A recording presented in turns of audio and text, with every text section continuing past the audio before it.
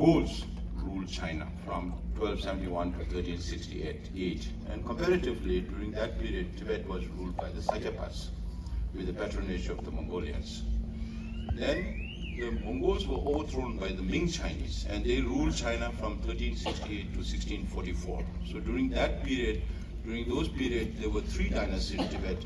Pamutuba dynasty for about 100 years, Rinpoche dynasty for about 100 years, and Devatangpa for about 100 years. Till 1642, when the fifth Dalai Lama took over the temporal and spiritual leadership of Tibet, 2 years before the Qings or the Manchus overthrew the Mings in China and ruled China from 1644 to 1911. So Tibet from 1642 was ruled by the successive Dalai Lamas from the 5th to the present. This is just to give you a very brief overview of Tibetan history, because we always live under the illusion that people know about us, but unfortunately not many people understand Tibet or the historical status of Tibet as an independent state. So of course, there was the 1904 Young Husband expedition into Tibet, where the Britishers came up to Lhasa. Then the 13th Dalai Lama had to flee to Mongolia and then to China. And then he returned back in Tibet in 1909, December.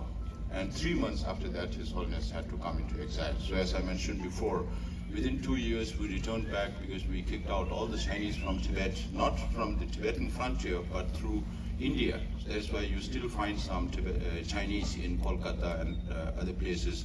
But not all of them were those removed from Tibet, but some of them had come as traders.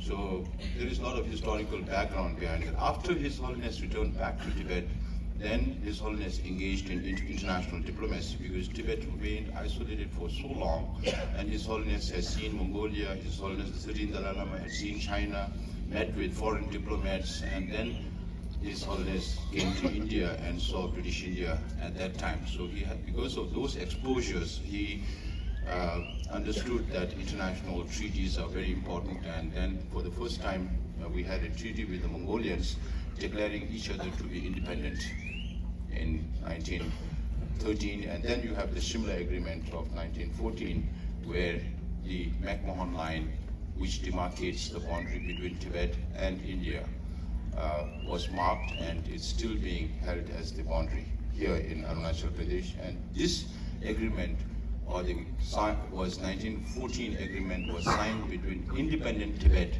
and British India. The Chinese plenipotentiary was there in the beginning, but did not come for the final ratification of the treaty. So now maybe I'll give you a little overview of what Kirmiji had already said about the CDA. So since we came into exile in 1959, His Holiness came through Arunachal Pradesh. Of course, we have our relation with Arunachal Pradesh through the 6th Dalai Lama. It's not necessary that Dalai Lamas are all born inside Tibet. 6th Dalai Lama was born in India, in Arunachal Pradesh, and the 4th Dalai Lama was born in Mongolia.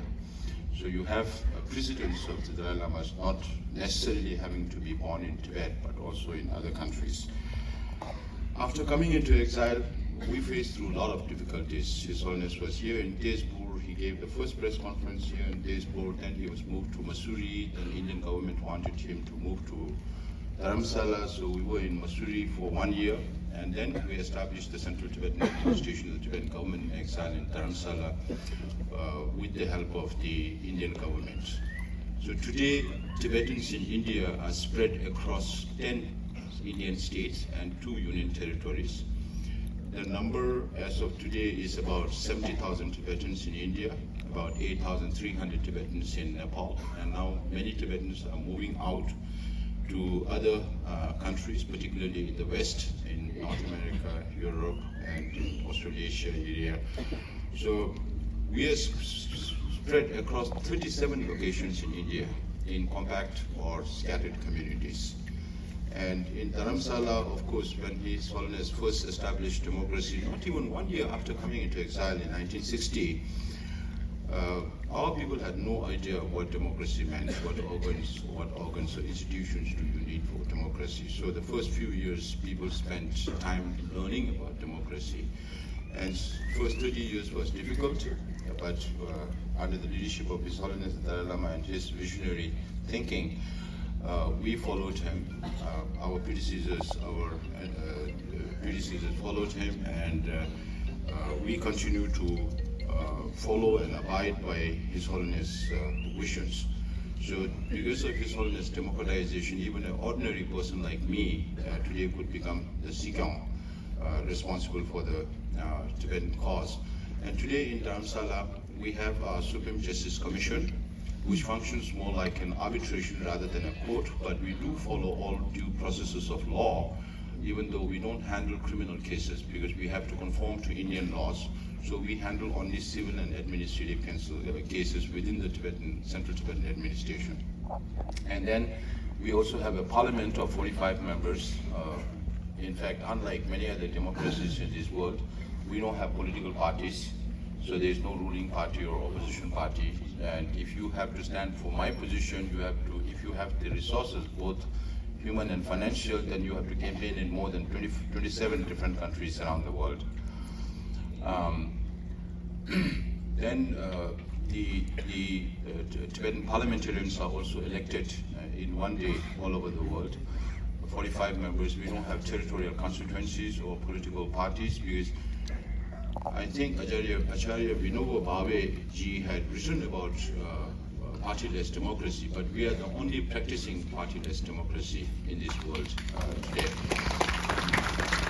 And then we have the executive, which is the head of the executive. Sikyong is elected directly by the Tibetans all over the world in one day. And then the Sikyong nominates 7 ministers, up to 7 ministers. So we have a department for religion and culture with about 292 monasteries and nunneries registered under 8. But today, if you look at the numbers of monks and nuns in the monasteries, in all these 292 monasteries, you will find that 69% of the monks and nuns are from the Himalayan region, from Ladakh to Lahore Spiti to Sikkim to Arunachal Pradesh. So only 29% are Tibetans and 2% are from Mongolia and other non-Himalayan and non-Tibetan population. So you can see how much change has taken place since we came into exile. When we first started the monasteries, it was only Tibetan. But since all the Himalayan region enjoy the same cultural roots as Tibetans, so we have now integrated our community, and eventually all these big monasteries in India that we run will be run by Himalayan people. And His Holiness has always said that the future of Buddhism lies in the hands of Himalayan people, and that is the responsibility that the Himalayans are also taking up. And then we also have a religion department for home that looks after the rehabilitation of all these 37 communities in India and Nepal and Bhutan. Then we have department for security responsible for His Holiness security, but most of that is handled by the central government and the state government of India. But when there are large teachings, then we provide additional security. Then we run about 61 schools in India and Nepal, about 8 schools in Nepal and the rest in India. And in these schools also about 15,000 school students study, and out of these 15,000 or 5,000, 6,000 students are from the Himalayan region. So even though we are refugees, we try to give back to the people of India as much as possible. And we also have a department for health that handles both allopathic and Tibetan medicine. We have a department for information and international relations. We have office in Tokyo, Taipei, Canberra, New Delhi, Kathmandu, Moscow, Johannesburg in South Africa, London, Brussels, Geneva, Sao Paulo, and Washington, D.C. All these 12 offices. Through these offices, we reach out to the international community. So this is just to give you a brief overview of how we function as an exiled government. And in my responsibility as Sikyong, of course, one responsibility is to resolve the Sino-Tibet conflict. we are trying our best to reach out to the Chinese government. Of course, we have adopted this policy called the Middle Way policy, as espoused by His Holiness the Dalai Lama. From 1959 to 1973, we have always asked for and fought for independence. But looking at the reality of the global politics and what was happening in Tibet, when you say 1973, you can imagine 10 years of cultural revolution that was going on in the whole of China and more so in Tibet, where everything old was being destroyed. So there was this question of whether Tibet would exist or not, whether we would be able to defend or preserve our identity or not. So those were the major questions that His Holiness considered, and looking at the overall global situation, he decided to go for this middle way, seeking genuine autonomy for Tibet, because even now in Tibet it's called Tibet Autonomous Region, Tibet Autonomous Prefecture, County, and all those, but there's no real autonomy, it's only in name. So we are asking for genuine autonomy, not only in name, but also in practice. Because His Holiness appreciates the concept of European Union. Even now, His Holiness says that if it had not been for the concept of European Union, Europeans would still be fighting with each other. So if that is the case, then why can't the same approach be applied to Tibet as well, where whether we like it or not, we don't have Hanuman to lift Tibet out of that place and put it somewhere else. So whenever we get to go back, we have to go back to Tibet, and we have to live with peace, in peace with our neighbors, whether it's China or India or Bhutan or Nepal or any other country. Because we have lived together as people for millennia in peace with each other. So why can't we live in peace in future also? Because living together as neighbors but fighting every time with each other does not help anybody. So with that thinking, His Holiness adopted the middle way, and now when I travel around internationally, so far we have covered more than 27 different countries, and we will still be traveling more and cover more countries to reach out and make them aware of what is happening inside Tibet and what China is doing to the whole world. Here in Himalayas, we are talking about Himalayas as a point of security for Indians. And for South Indians, our friends coming from Karnataka and Tamil Nadu, Pondicherry, Puducherry, for them Himalaya is not a matter for them because they are too far away from Himalaya. But today, including Himalayas, maritime security has become very, very important for India because of China's Belt and Road initiatives and creating all these dead economies around the world.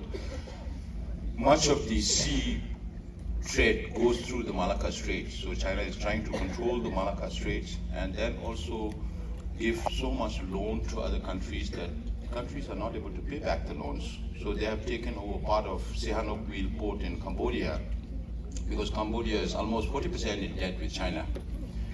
And they have taken over Coco Islands in Burma and another small place in Burma from where they can watch the whole of Bay of Bengal, which is a huge security threat to India.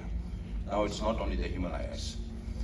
Now China also built the airport and the seaport in Sri Lanka, and Sri Lanka went bankrupt because the promised business was not there through the maritime Silk Road, and Sri Lanka had to give away Hambantota port, not just the port, but it's about 6 kilometers beyond the port that the Chinese have occupied. And it's a huge security threat to India. And you also know about what happened to Maldives when President Muisi came up and he became very close to the Chinese. And today, Maldives is just coming back to India. So hopefully they will rebalance their strategic thinking and come back to India because that is where their future belongs. And just yesterday also there was this news that the first international flight from Gwadar port was launched from yesterday. And Gwadar is now taken over by Chinese. And Gwadar is a very